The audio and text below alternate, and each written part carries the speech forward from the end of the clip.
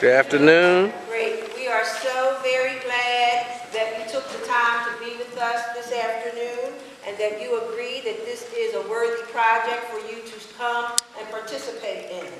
By participating in today's Sunday of Hope, you are joining churches around the nation in providing hope to children suffering from childhood cancer, sickle cell, and other threatening diseases. The gentleman at the front can tell you how you can make a donation. So again, we thank you so much for being here. We want you to know very specifically, Cheney University students, you make the university.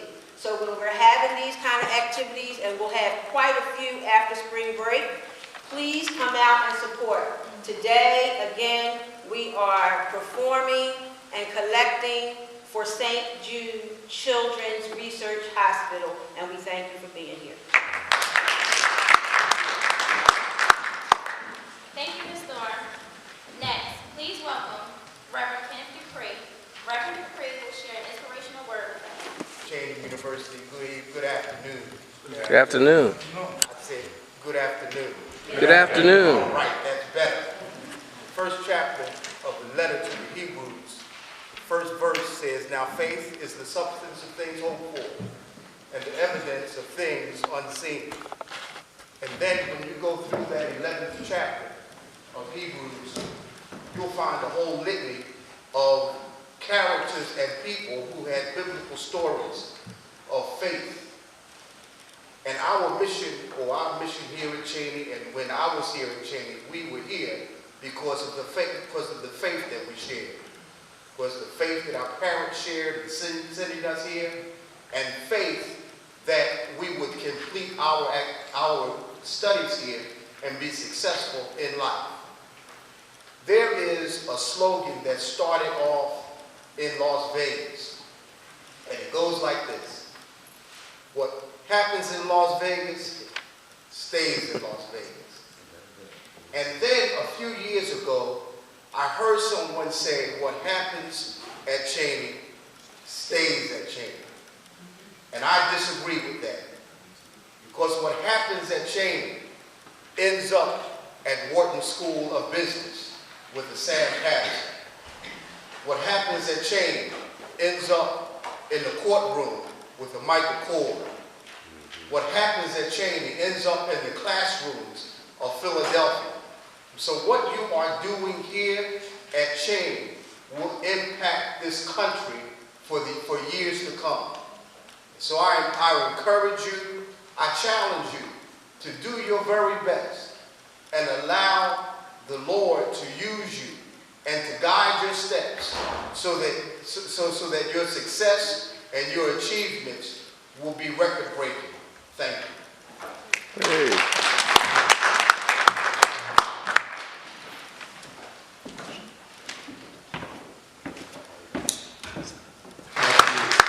Good afternoon, Cheney.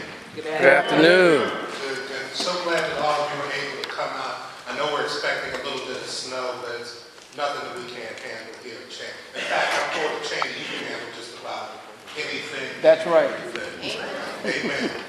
So I am privileged to work for St. Jude Children's Research Hospital, which is headquartered in Memphis, Tennessee. How many of you have heard of St. Jude Children's Research Hospital?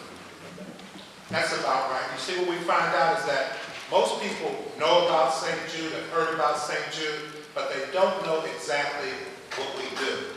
And while I can take the time to explain that to you today, my job actually is to travel across the country, and talk about the unique relationship St. Jude has with the African American community.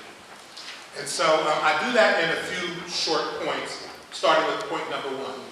In 1962, when St. Jude opened its doors, it was the only fully integrated pediatric hospital south of Washington, D.C. So what does that mean? I'm glad you asked. So, we were the only hospital south of Washington, D.C. in 1962 where a black child and a white child could get treated in the same room, by the same doctor, go to the same cafeteria, and go to the same bathroom in 1962. But not only that, nearly 40% of the patients at St. Jude are African American. African American, they look just like you and me. And because we only take the most challenging cases of childhood diseases, not only are we saving children, we're saving our children. Point number 3, and I want you all to hear this well. I'm going to say it loudly and clearly. St. Jude was the first institution in the world to cure a patient with sickle cell disease. That was done in 1983 through the use of a bone marrow transplant. And today, St. Jude has the largest sickle cell program in the world. In fact, before St. Jude opened in 1962, it already had its first grant to work on sickle cell. And because you are a Cheney student and alums, I know you're a student and you know that sickle cell affects people of color disproportionately. So at St. Jude, once again, not only are we saving children, we're saving our children. Did you know that when Danny Thomas wanted to build St. Jude, Danny Thomas, for some of you who are a little bit younger than me and all the gray-haired guys over here left, when Danny Thomas wanted to build St. Jude, it was said that he met in a room with all of his best friends. So it was Danny Thomas and Dean Martin and Frank Sinatra and Lucille Ball and Desi Arnaz. And so they were discussing who they could get to build St. Jude. And so after they came up with every top white architect in the world, Danny Thomas asked the question, who built your house? Paul Williams. And then he asked Frank Sinatra, who built your house? Paul Williams. He asked all of them, and did you know that Paul Williams built all of their houses, including Danny Thomas? Paul Williams was the noted African-American architect in the 50s and 60s that is known for building the first Saks Fifth Avenue, but not allowing to go in because he was black. Paul Williams was so brilliant that he knew that his white counterpart would not want him sitting beside him. His white clients, I should say, would not want him sitting beside him when he went over their plans. So he learned to draw all of his drawings upside down. So he could have them sit on this side of the table, and he would sit on this side of the table, and he would do all of his drawings upside down. You may have guessed, Paul Williams built St. Jude Children's Research Hospital. Our hospital was built by an African American in the 60s. And when Paul Williams presented the documents to Danny Thomas, he was so excited because he came up with a plan where African Americans can enter on one side and would feel like that they were entering the same side as the whites who were entering. They could come in here and their bathrooms would be over there. And so he was so happy, he ran and he gave that to Danny Thomas.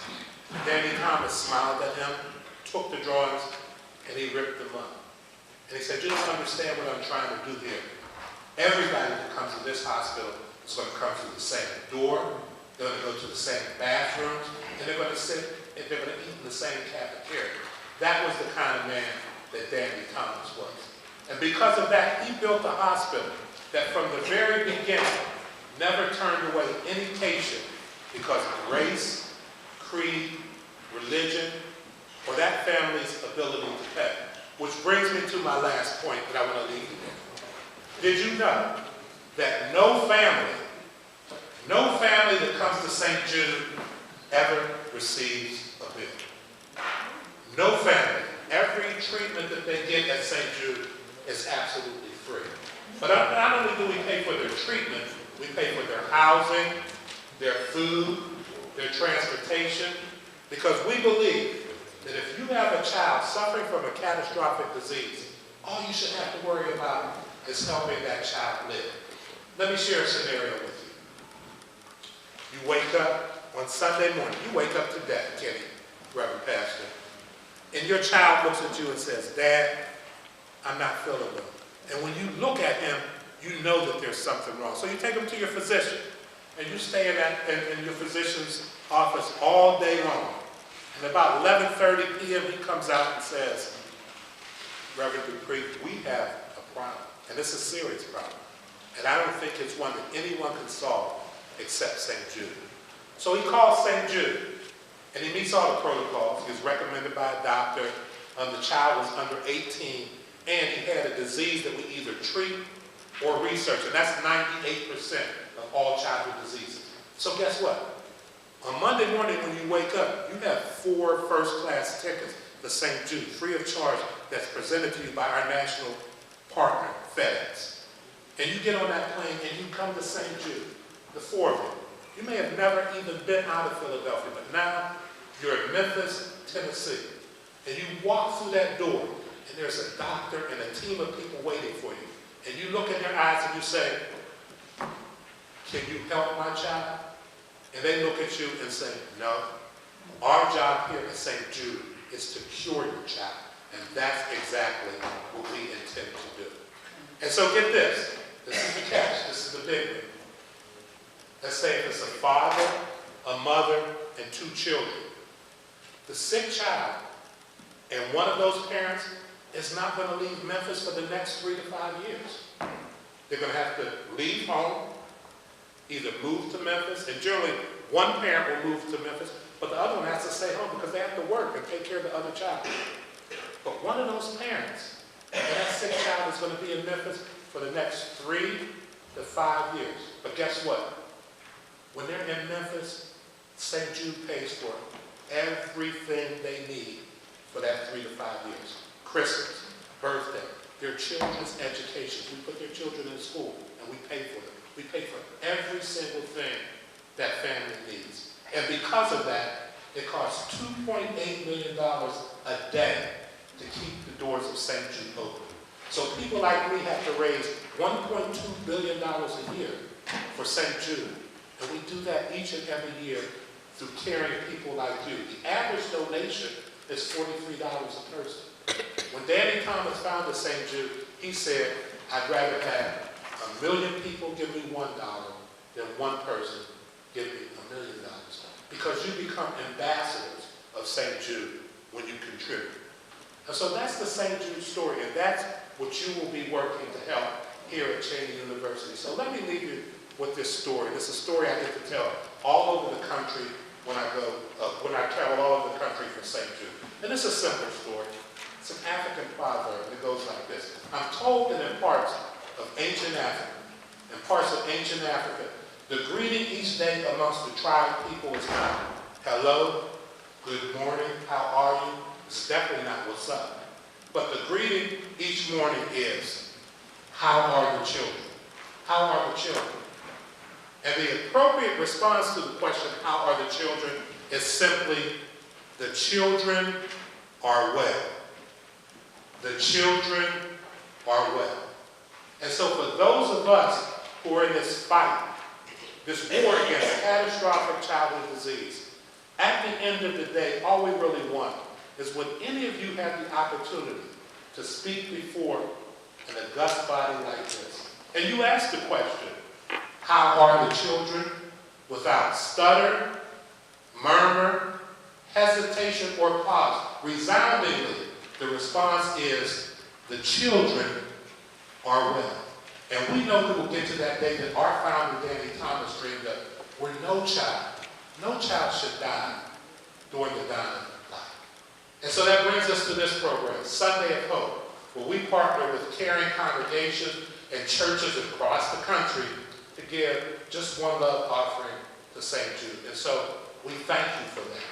I have the privilege of managing all of our African American programs. So not just Sunday of Hope. I was telling the silver head and bald head Kappas in the room just a little bit earlier today. Just in May, the Lynx gave me $1 million. And just last week, Jack and Jill also gave me $1 million. Today, we raised about $69 million from African Americans across the country in support of St. Jude. What a great thing. And Cheney is a part of the St. Jude family. So I thank you all for having me here. Those mimes were, that dance I got a few steps or two, but I'm not going to do it right now.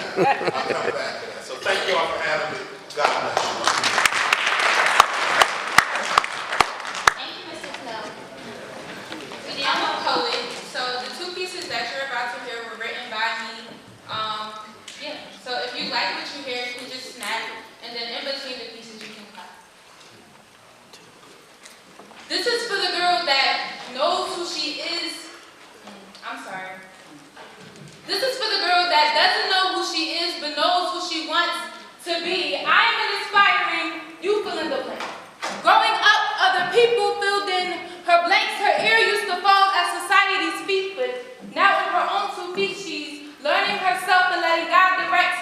feet she's becoming a champion that fears defeat she's turning her cancer to what's already done.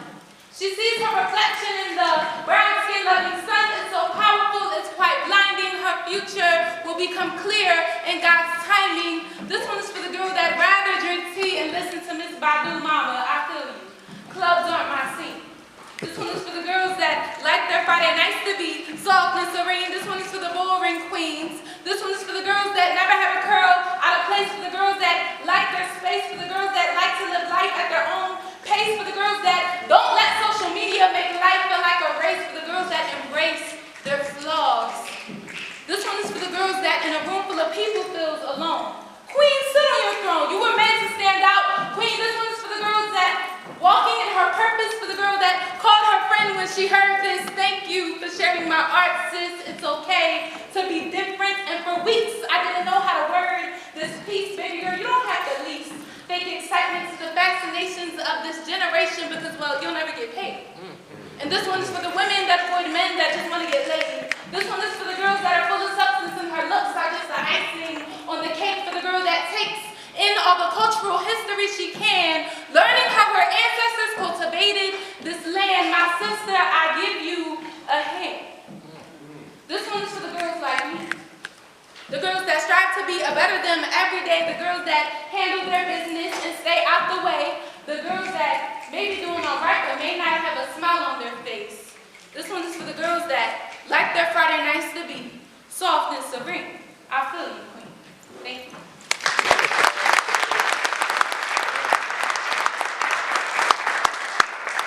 I have one word for you.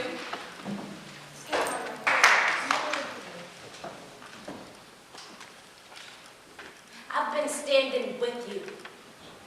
I've been right here with you, Troy. I got a life too. I gave 18 years of my life to stand in the same spot with you. Don't you think I ever wanted other things? Don't you think I had dreams and hopes? What about my life? What about me? Don't you think I ever wanted to know other men?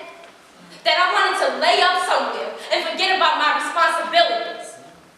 That I wanted someone to make me laugh so that I could feel good? You're not the only one with wants and needs, Troy. But I held on to you. I took all my wants, my needs, my dreams, and I buried them inside of you. I planted a seed and watched and prayed over it. I buried myself inside of you. And it didn't take me no 18 years to find out that the soil was hard and rocky, and that it was never gonna bloom, Troy, but I held on to you.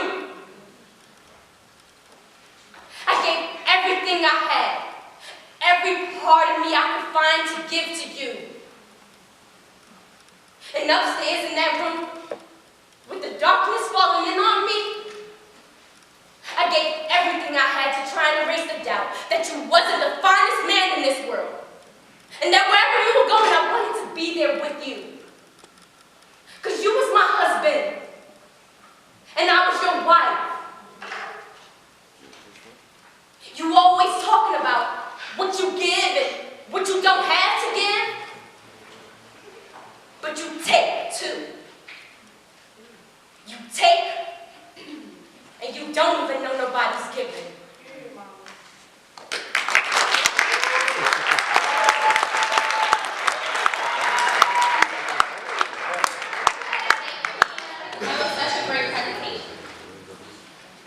Next on the stage is Caleb Blanco and Shania Carey. Well, it goes like this: the fourth, the fifth, the minor fall, and the major lift, the baffled king composing hallelujah, hallelujah,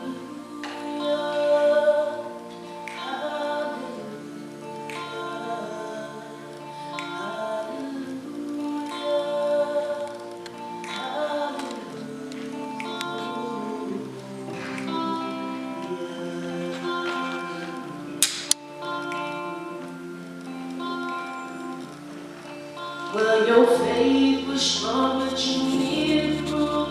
You saw her better than all the roof, her beauty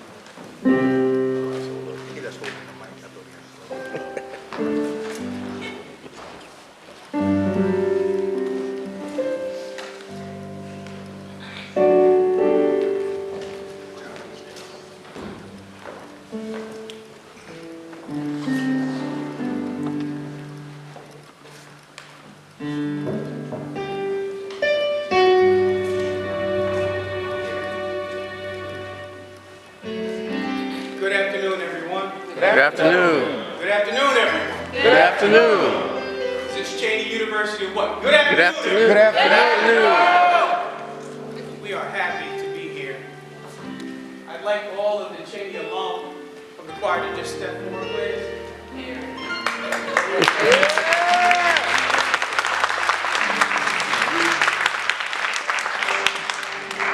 This is how you know we love Cheney.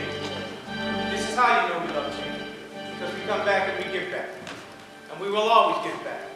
I was on a radio interview with Brother Michael Ford this afternoon. And he said to the audience, Cheney forever. Cheney will never go anywhere. And as long as we have you to support and you to support us, because we're getting old, Got old. I'm going to leave him alone right now, Reverend. We will never go anywhere. This auditorium is very special for a lot of us who attended Cheney. The man who built this, his name is D. Jack Moses. We call this the house that Jack built. So with that being said, we're going to try to engage you. We want you to engage with us as well. Thank you for allowing us to come here and celebrate this auspicious occasion for our children.